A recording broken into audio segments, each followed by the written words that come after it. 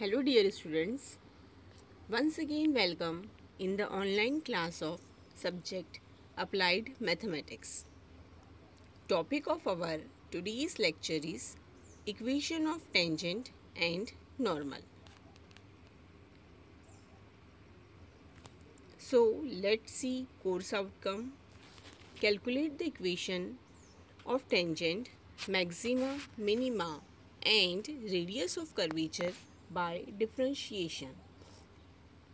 आज के टॉपिक से आपको हमारे यूनिट का कोर्स आउटकम अच्छे से समझ में आ जाएगा।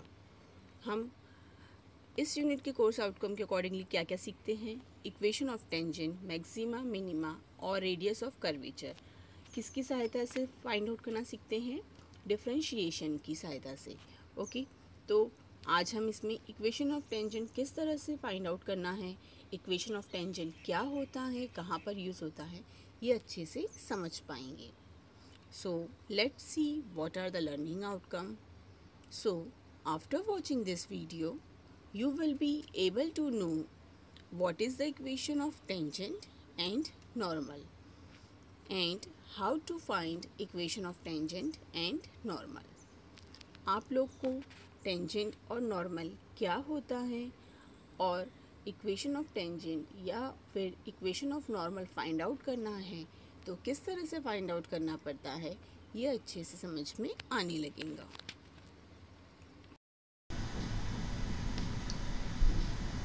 हमारा आज का टॉपिक है equation of tangent and normal.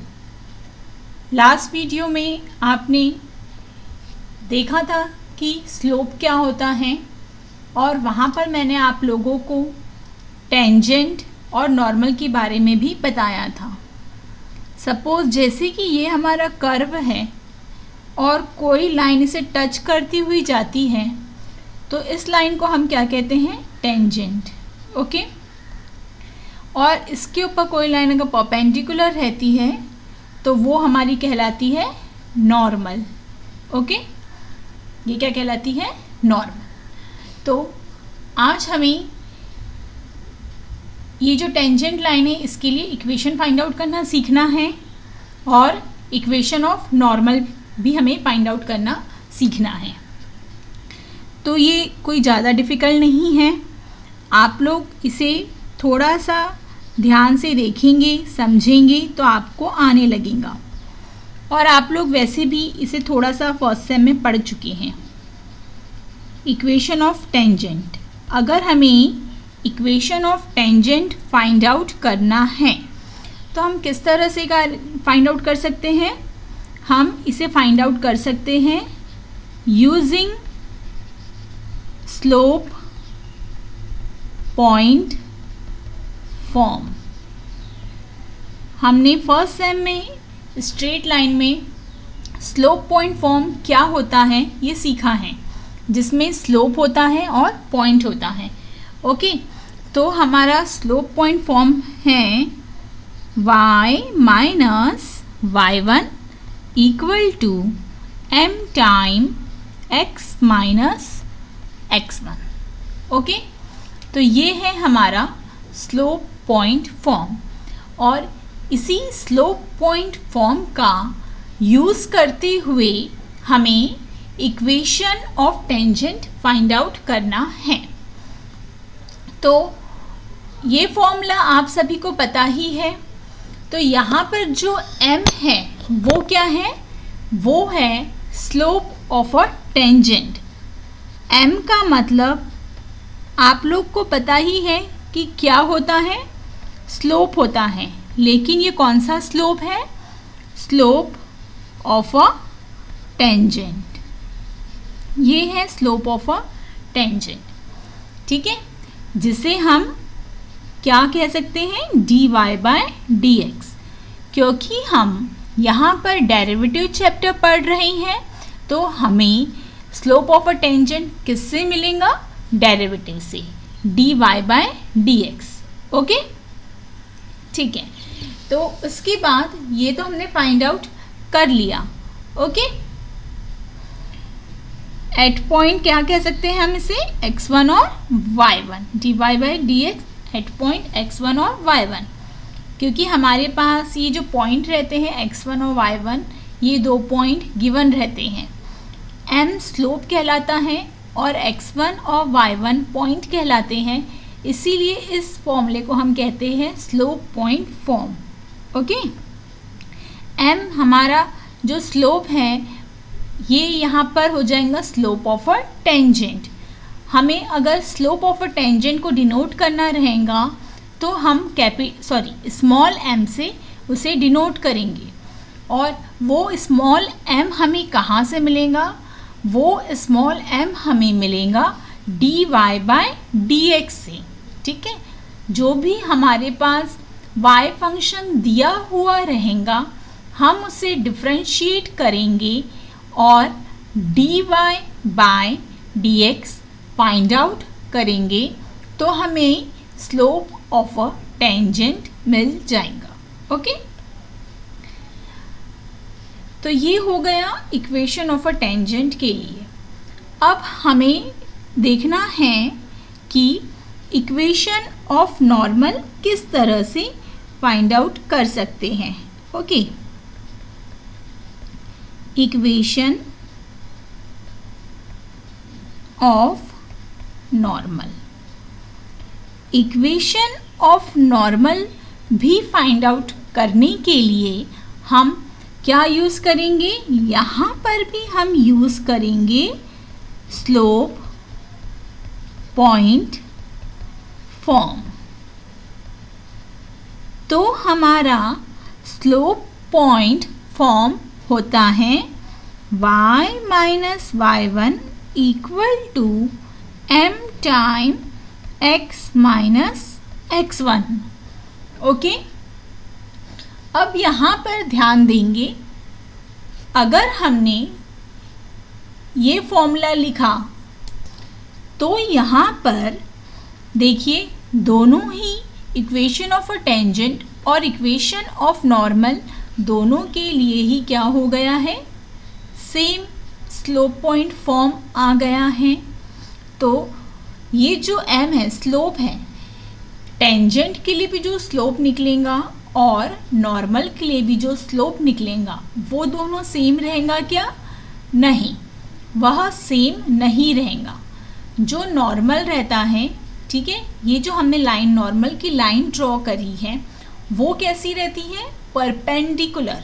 Okay, तो हमने परपेंडिकुलर के लिए कंडीशन पढ़ा था। क्या कंडीशन पढ़ा था?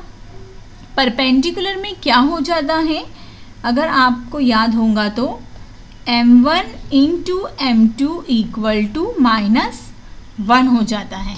ठीक है, तो हम अगर इसे m1 को m ले और m2 को m डैश ले इक्वल टू, तो ये हो जाएगा -1।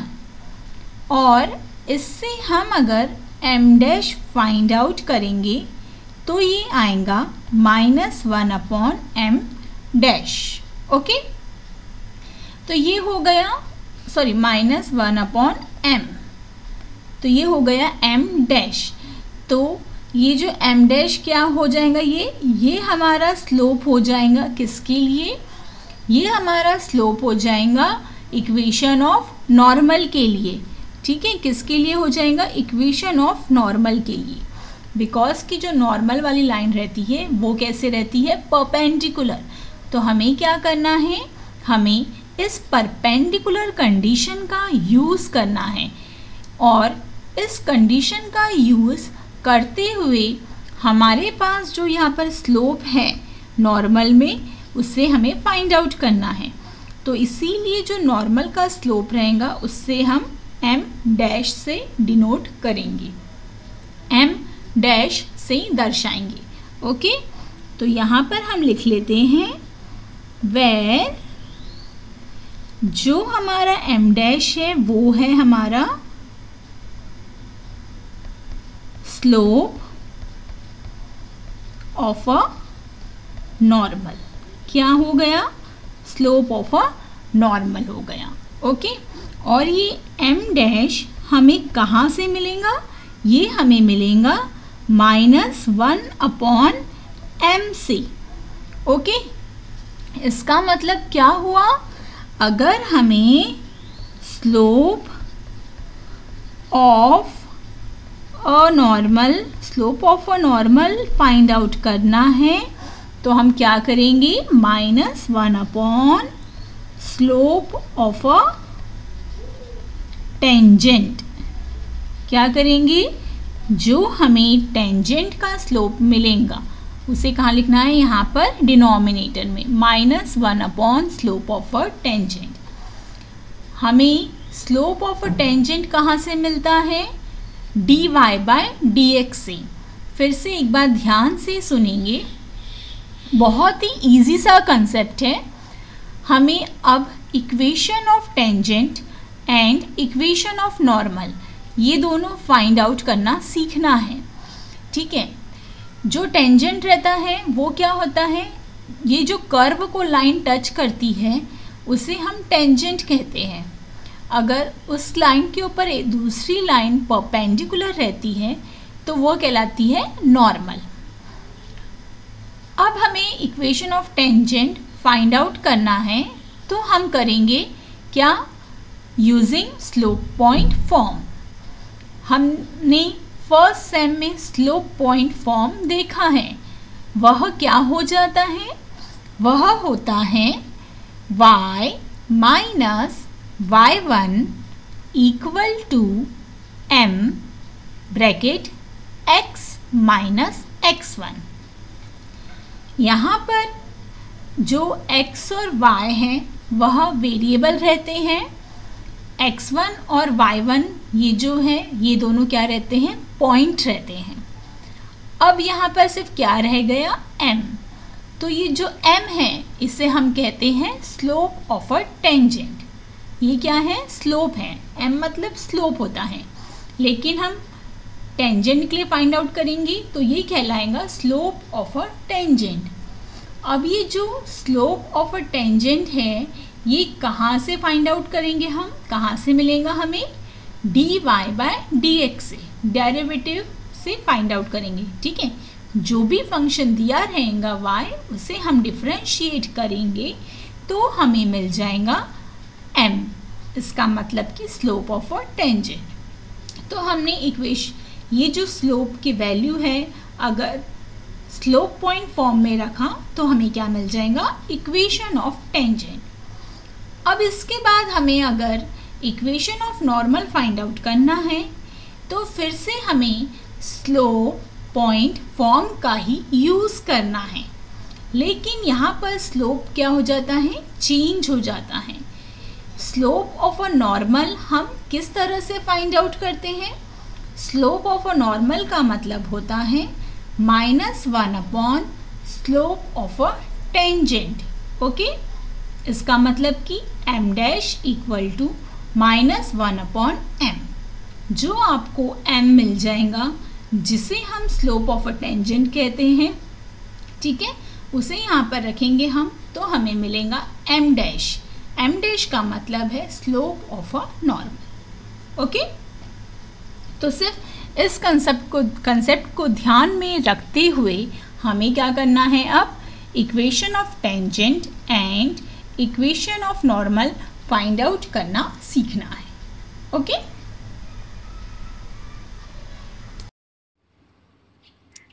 Our upcoming topic is examples based on equation of tangent and normal.